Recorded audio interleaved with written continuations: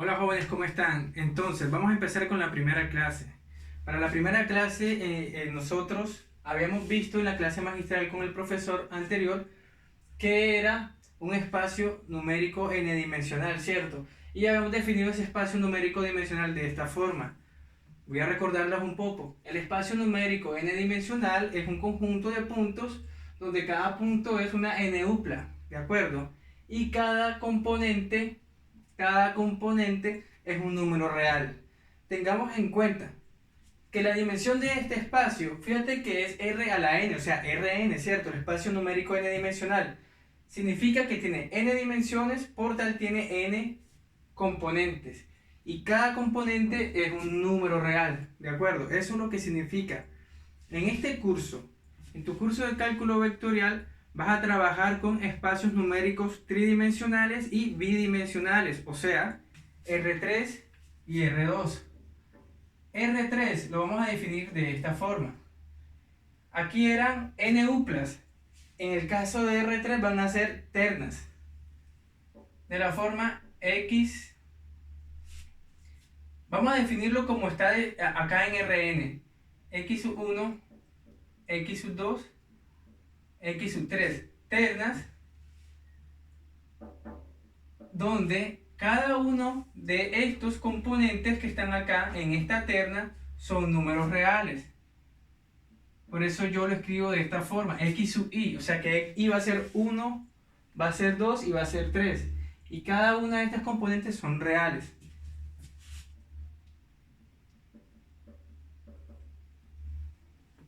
Así se definiría el espacio numérico tridimensional R3. Y el espacio numérico bidimensional R2 se define de esta forma. Mira, x sub 1, x sub 2. Acá son ternas, ¿cierto? En el tridimensional. En el bidimensional son parejas. Donde cada una de esas componentes evidentemente también son números reales. Y i es simplemente 1 o 2. De esa manera se define un espacio numérico tridimensional y bidimensional, que son los espacios numéricos más comunes con los cuales vamos a trabajar en este semestre, en este curso de cálculo vectorial. Ahora, ya tenemos esa parte, es decir, que los elementos de estos conjuntos son puntos de esta forma. Entonces yo también puedo definir la distancia entre dos puntos, es decir, la distancia entre un punto P sub 1 hasta un punto P sub 2. De esta forma. Yo voy a definir por lo menos P sub 1, digamos X1, Y1, Z1. ¿Tiene cuántas componentes? Tiene 3 componentes, es decir, que P sub 1 y P sub 2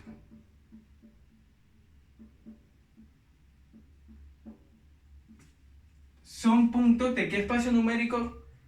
Como son puntos con 3 componentes, son del espacio numérico tridimensional. Pertenecen a R3. Entonces, recordando la clase magistral que tuvimos con el profesor William, nosotros podemos decir inmediatamente que la distancia entre P sub 1 hasta P sub 2 se define como la raíz cuadrada de la componente del punto final, o sea, x sub 2, menos la componente del punto inicial, o sea, x sub 1, al cuadrado, más la segunda componente del punto final, menos la segunda componente del punto inicial al cuadrado.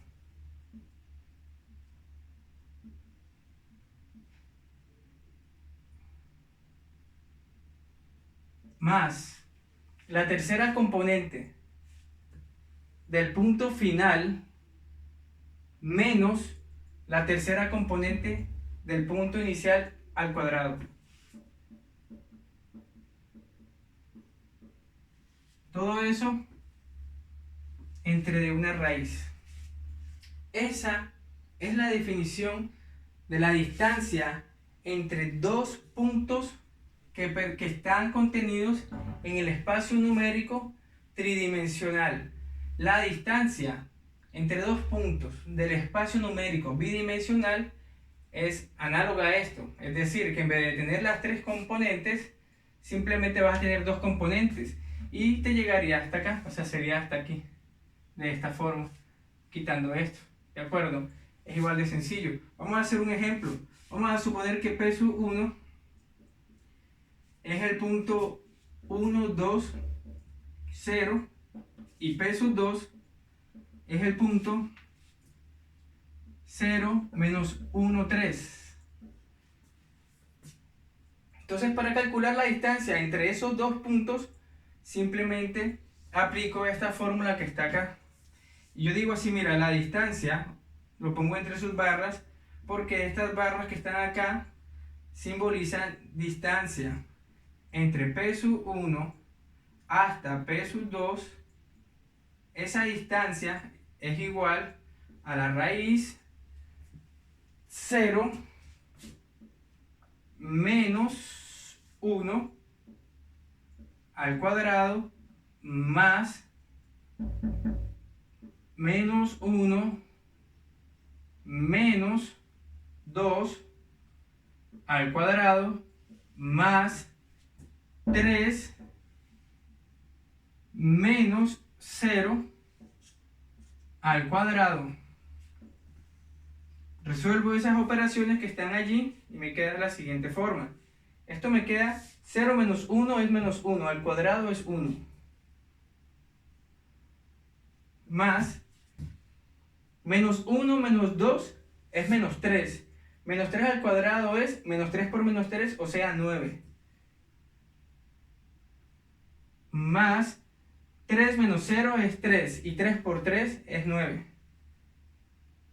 O sea que me queda 1 más 9, que es 19, igual a la raíz de 19. Esa sería la distancia que existe entre el punto P1 y P2 para este ejemplo preciso.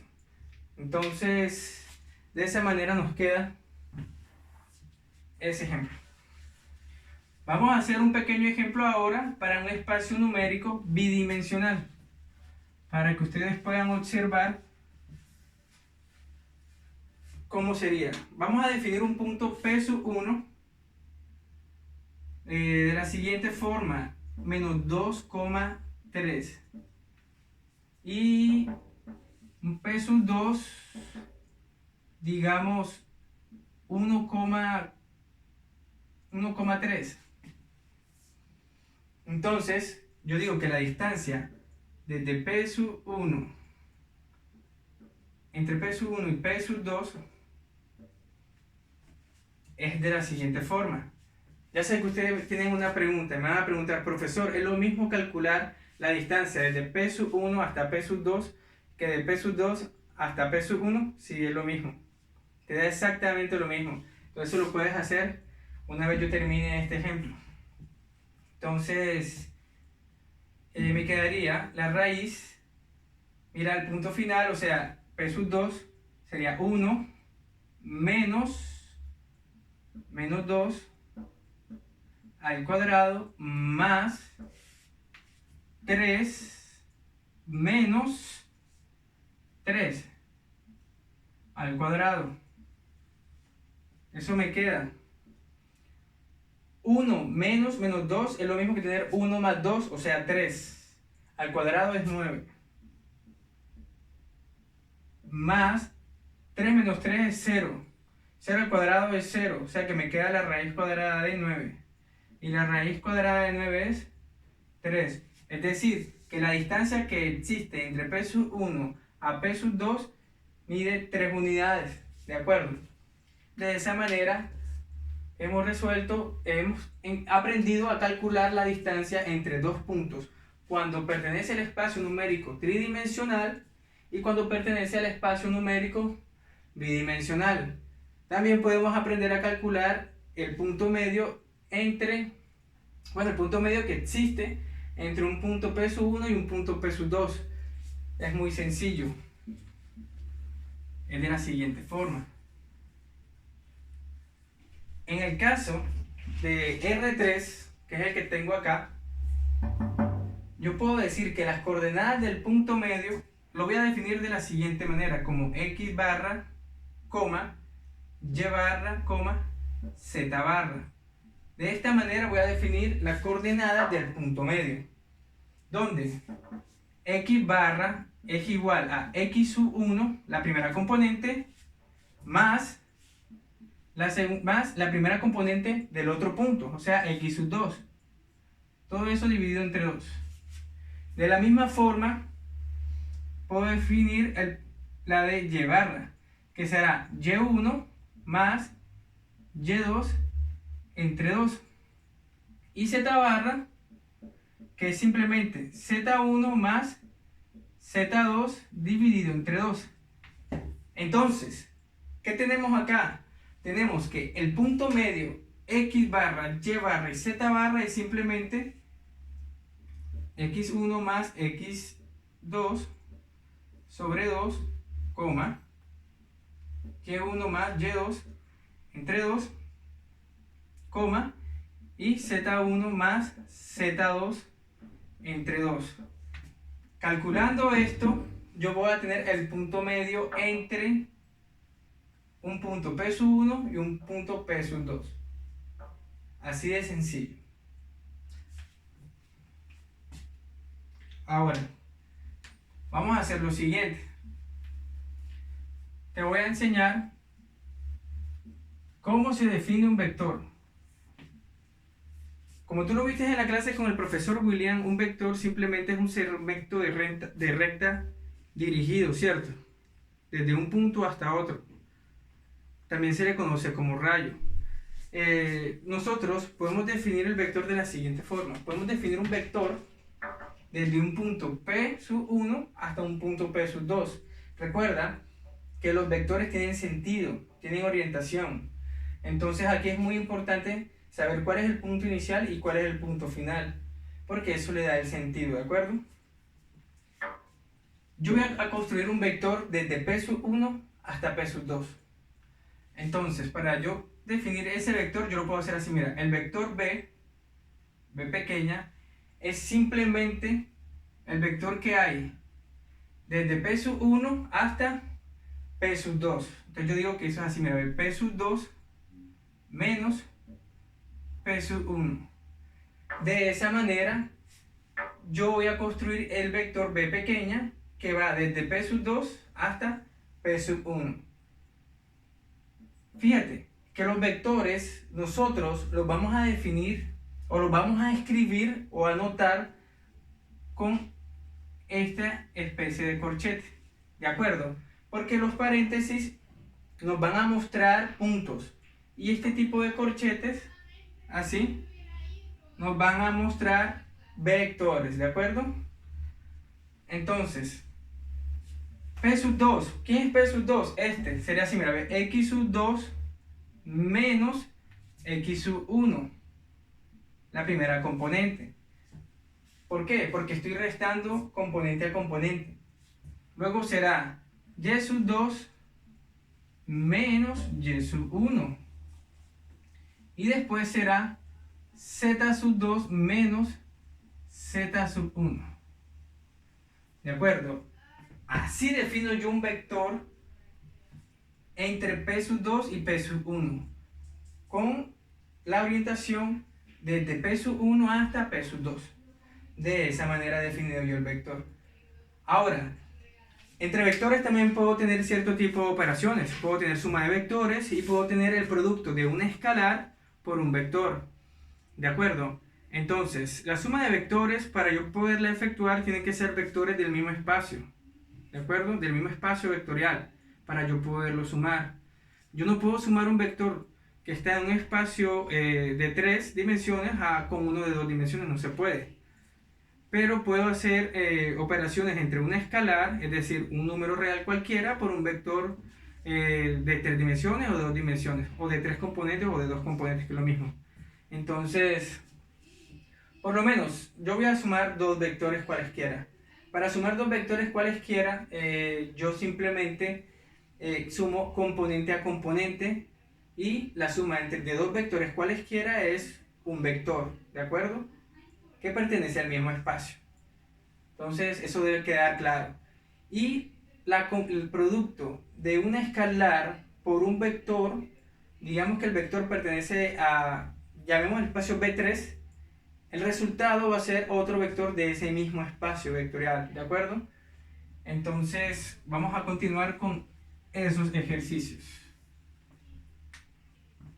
Digamos, este vector B pequeña, llamado así, A, B, C, y el vector W, vamos a llamarlo, aquí, mira, ve, no, A, B, C, D, E y F. Fíjate, esos dos vectores.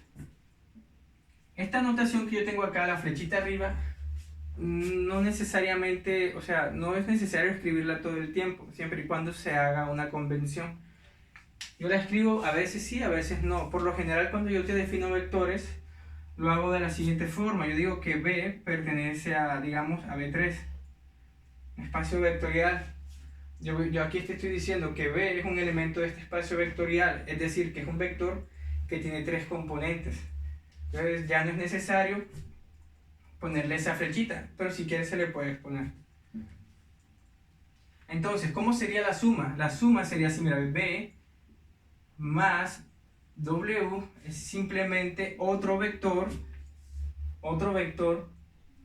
donde yo sumo la primera componente del vector B pequeña con la primera componente del vector W,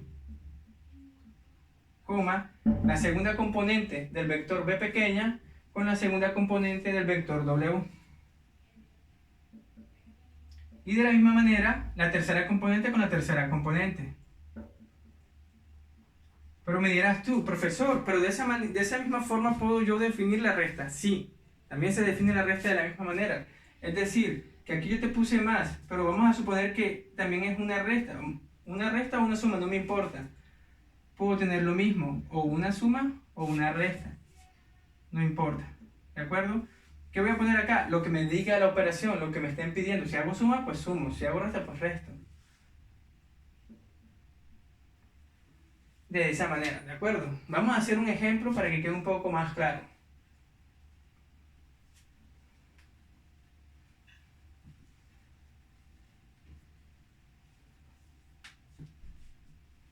Digamos que B es igual a 1, 3, menos 5. Es un vector, mira que lo escribí entre estos corchetes, ¿de acuerdo? Y que W es igual a menos 2, 5, 0. Están en el mismo espacio, entonces los puedo operar a través de una suma o de una resta. Yo voy a calcular la suma de esos vectores, es decir, voy a ver cuánto me da esta operación. Entonces, siguiendo la definición que viste con el profesor William y la que te acabo de recordar yo acá en la clase, sería 1 más menos 2, ¿cierto? Coma, luego será 3 más 5 y por último será menos 5 más 0. Entonces, eso me queda 1 más menos 2 es menos 1. Y 3 más 5 es 8. Y menos 5 más 0 es menos 5. Entonces fíjate que el resultado es un vector del mismo espacio. De la misma manera te va a suceder cuando hagas una resta, ¿de acuerdo? Te va a quedar como resultado un vector del mismo espacio. Entonces ya sabemos hacer sumas, restas. Ahora vamos a ver cómo se hace el producto de una escalar cualquiera, digamos C, de R, o sea, un número real cualquiera por un vector. Entonces, supongamos que yo tengo el vector B que está ahí, B pequeña, y yo tengo una escalar cualquiera, digamos 5. 5 es una escalar. Mira, el 5 es un número real.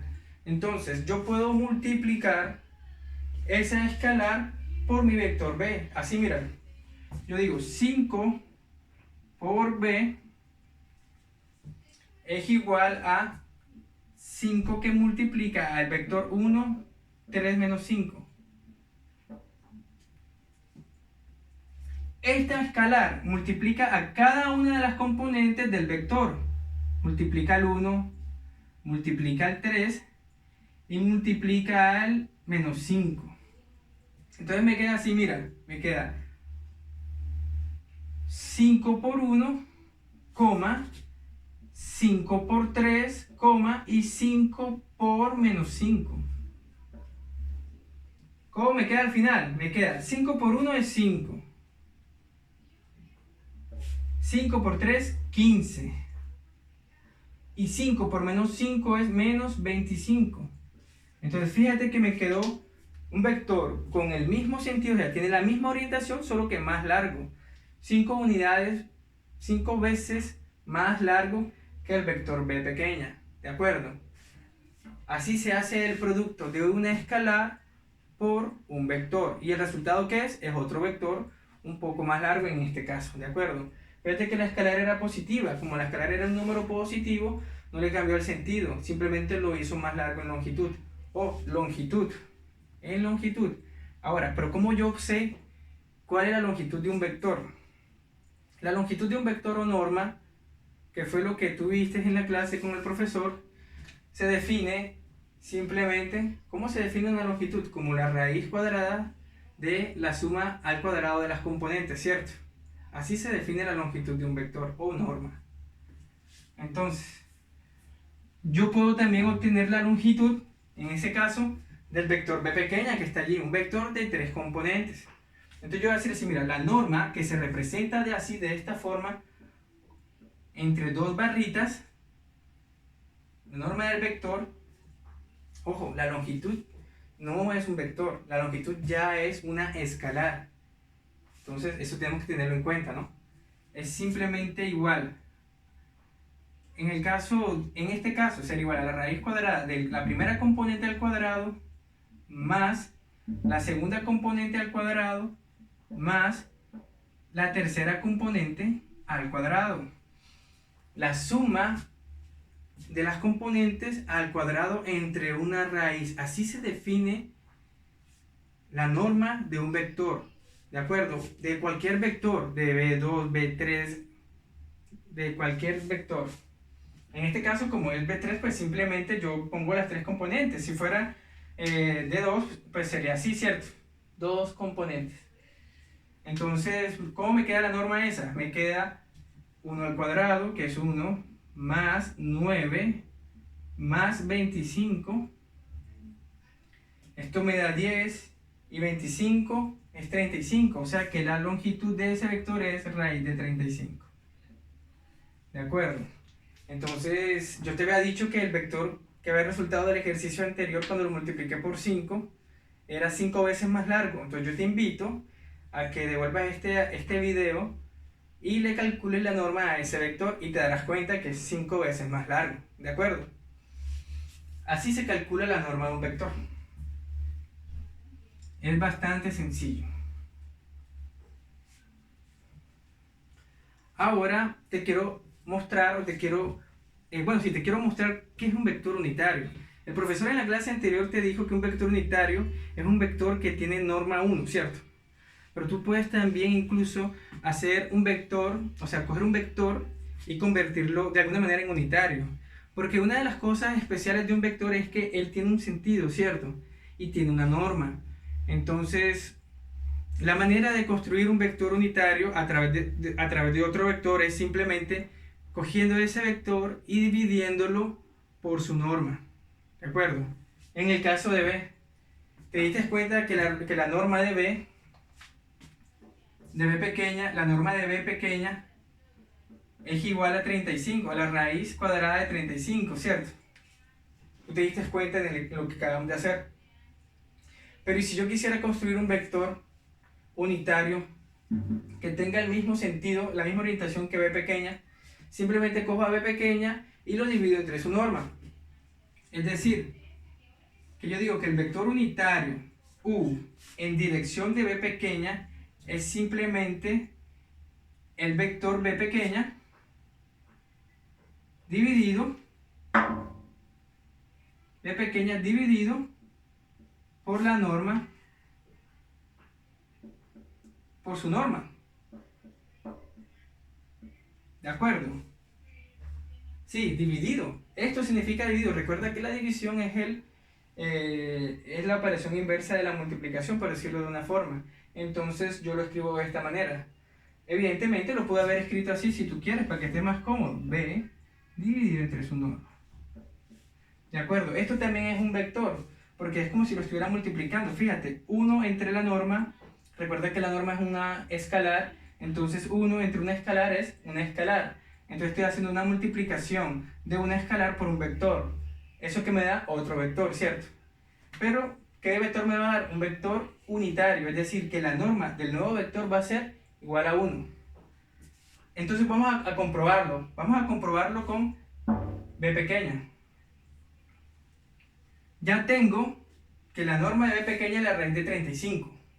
Entonces yo digo que el vector unitario en la dirección de b es simplemente 1 entre la raíz de 35 multiplicado por 1,3, menos 5. Eso es igual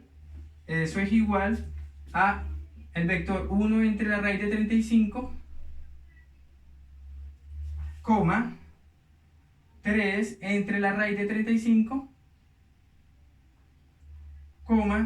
menos 5 entre la raíz de 35. Ese vector que está allá es unitario, y si nosotros le calculamos la norma a este vector, nos va a dar exactamente 1. Entonces yo te invito a que ahora que termine esta clase, tú tomes ese vector y le calcules la norma, y te darás cuenta de que efectivamente la norma de ese vector es igual a 1.